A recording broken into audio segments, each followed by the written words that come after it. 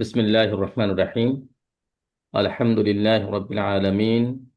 ওয়াসসালাতু ওয়াসসালামু আলা সাইয়্যিদিল মুরসালিন ওয়া আলা আলিহি ওয়া আসহাবিহি আজমাইন ওয়া বা'দ। আজকের যাকে নিয়ে আমাদের আজকের এই প্রোগ্রাম, বাংলাদেশের খ্যাতনামা আলিম, বহু আলিমের উস্তাজুল আসাতিজা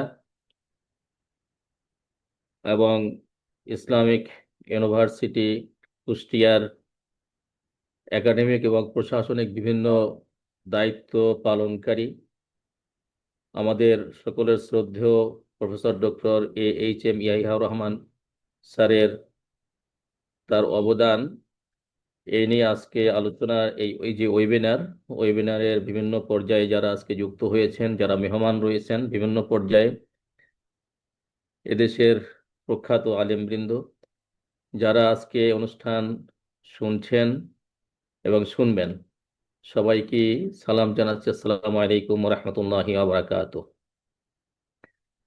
আজকের এই অনুষ্ঠানে অনেক বিদগ্ধ পণ্ডিত আজকে আমাদের সাথে যুক্ত হয়েছেন, যুক্ত হবেন, আলোচনা রাখবেন।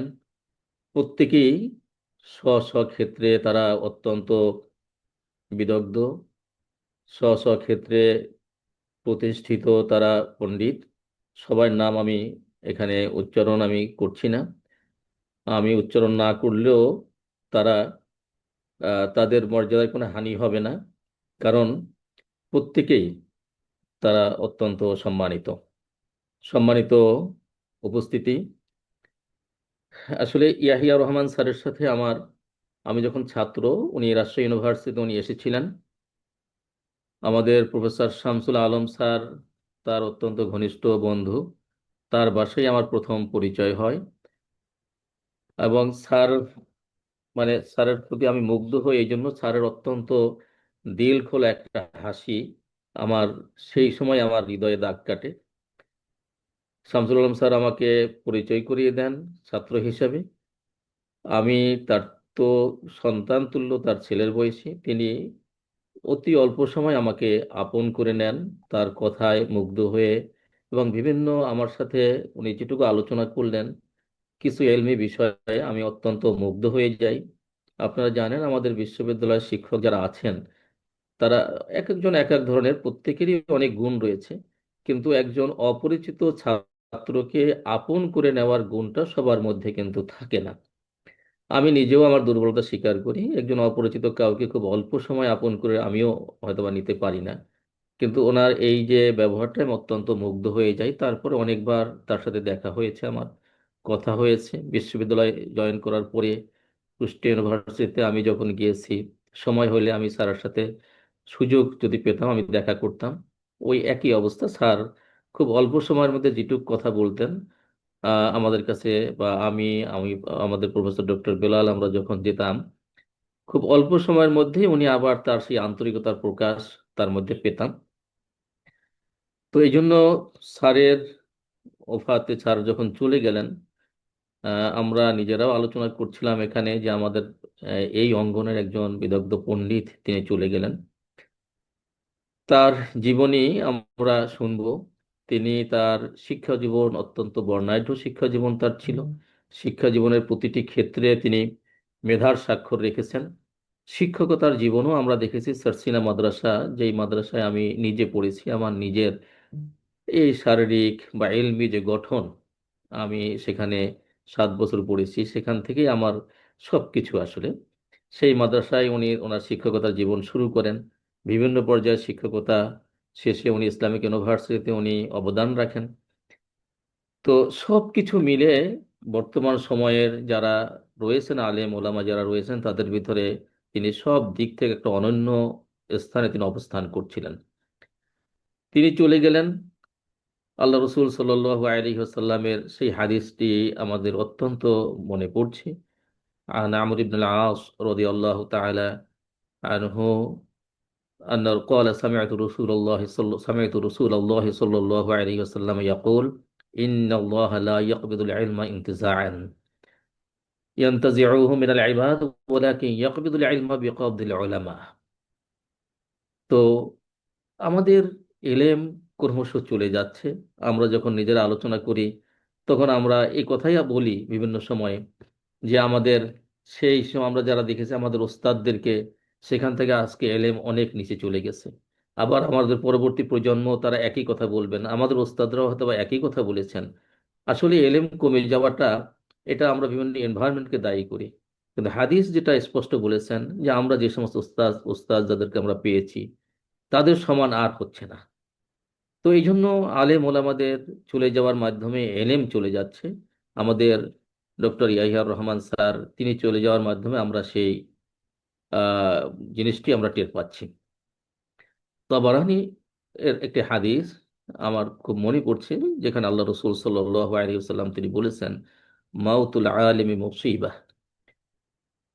কেমন মুসিবা? লা তুজবার। এই মুসিবত আসলে দূর হওয়ার মতো নয়। সুলমাতুন লা তুসাদ, যে এমন ছিদ্র যেটা কখনো বন্ধ হওয়ার মতো নয়। অহুয়া নাজমুম তুমিস, যে নক্ষত্র সেটা স্খলিত হয়ে যাওয়ার মতো।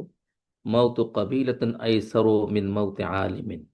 একজন আলেম তিনি মরে যাওয়ার চাইতে একটা কবিলা যদি মরে যায় তাও এর চাইতে ভালো, এর চাইতে অনেক সহজ এই উম্মার জন্য। তো আসলে ইয়াহিয়া রহমান স্যারের মৃত্যু আমাদেরকে কিন্তু এই কথাটাই মনে করিয়ে দেয় যে তার মতো একজন মিন জাহাবিদাতুল উলামা তিনি যখন চলে গেছেন, আসলে সেই এলেমের দিকগুলো ধরে রাখার মতো মানুষ খুবই কম। ওমর ইবনুল খাত্তাব রাদিয়াল্লাহু তাআলা আনহু তিনি প্রায় বলতেন, মাউতু আলফি আবিদিন কাইমিল লাইলি সাইমিন নাহার আহওয়ানু মিন মাউতি আলিমিন বসিরিন বিহালালিল্লাহি ওয়া হারামিহি। একই অবস্থা, যে একজন আলিম যিনি বসির হালালিল্লাহি ওয়া হারামিহি, যিনি আল্লাহর হালাল হারাম সম্পর্কে যিনি বসির, যিনি এ ব্যাপারে পণ্ডিত, তার চেয়ে যদি আলফু আবিদ যারা কাইমুল লাইল সাইমুন নাহার, দিনের বেলা রোজা রাখেন রাতের বেলা নামাজ পড়েন, এরকম আলফু আবিদ তারা মরে গেল, এর চেয়ে মানে তার চেয়ে বেশি ক্ষতি হয়ে যাচ্ছে একজন আলেমের মৃত্যুতে। এইটি হযরত ওমর ইবনে খাত্তাব রাদিয়াল্লাহু তাআলা আনহু তিনি বলছেন। এরকম অসংখ্য বর্ণনা আথার এটা রয়েছে যে আলেমের মৃত্যু একটা উম্মতের জন্য অনেক বড় ক্ষতি। এই ক্ষতি কখনোই পোষাবার নয়। তো আমি কথা বাড়াচ্ছি না। আমরা আজকে ইয়াহিয়া রহমান স্যারের এই মৃত্যুতে আমরা আজকে আলোচনা করছি, তার স্মৃতিচারণ করব ইনশাল্লাহ। তার যে রেখে যাওয়া যে তার মানে আখলাক চরিত্রের বিভিন্ন দিক, তার লেখালেখি, এগুলো আমাদের জন্য একটা আদর্শ, আমরা যেন এটা অনুসরণ করতে পারি। আসলে centre for Madrasa education development, আমাদের যে কাজগুলো আমরা করছিলাম, করোনার সময় আমরা কাজগুলো শুরু করেছিলাম, তার ভিতরে একটা অন্যতম দিক ছিল যে আমাদের মাদ্রাসা পড়া যারা বড় বড় পণ্ডিত, যারা পিছনে যারা চলে গেছেন, যারা ইতিহাসের আড়ালে যারা পড়েছেন তাদেরকে সামনে নিয়ে আসা, যারা বর্তমানে যারা আছেন তাদেরকে সামনে নিয়ে আসা। আমাদের স্যার চলে গেছেন, তার যে অবদান, অনেক সময় আমাদের কাছে এরকম মনে হয় যে যারা মাদ্রাসায় পড়া না তারা মনে হয় যে অনেক বড় পণ্ডিত বড়ই, কিন্তু আসলে বিষয়টা তেমন নয়। আমাদের স্যার তিনি যেমন আমরা দেখেছি তার জীবনীতে, তিনি যেমন মাদ্রাসায় ভালো স্বাক্ষর রেখেছেন, পাশাপাশি তিনি তার জেনারেল শিক্ষিত, তিনি এসএসসি এইচএসসি তিনি যে পরীক্ষা দিয়েছেন সেখানে তিনি ভালো ফলাফল তিনি করেছেন, পরবর্তী ইউনিভার্সিটি তিনি ভালো ফলাফল করেছেন, একাধিক সাবজেক্টে তিনি মাস্টার্স করেছেন, তিনি পিএইচডি করেছেন, এবং তিনি তার কর্মজীবনেও ইসলামিক ইউনিভার্সিটির মতো জায়গায় তিনি বিশাল অবদান তিনি রেখেছেন। এই জিনিসগুলো আমরা সামনে নিয়ে আসতে চাই, যাতে আমাদের প্রজন্ম, আমাদের পরবর্তী প্রজন্ম তারা জানতে পারে আমাদের যারা পূর্বসূরি তারা কেমন ছিলেন এই বিষয়টি। আজকে অনেকেই আমাদের এখানে অংশগ্রহণ করবেন, অনেকে আলোচনা রাখবেন, এবং স্যারের যে স্মৃতি এটি তারা আমাদের সামনে উপস্থাপন করবেন। এই সব কিছু আল্লাহ রব্বুল আলমীর যেন আমাদের পক্ষ থেকে আল্লাহ যেন কবুল করেন। স্যারের এই রেখে যাওয়া কাজগুলো, সদকায়ে জারিয়াগুলো আল্লাহ রব্বুল আলমিন যেন এটি অব্যাহত রাখেন এবং তার আমল নামায় যেন এর সওয়াব যেতে থাকে।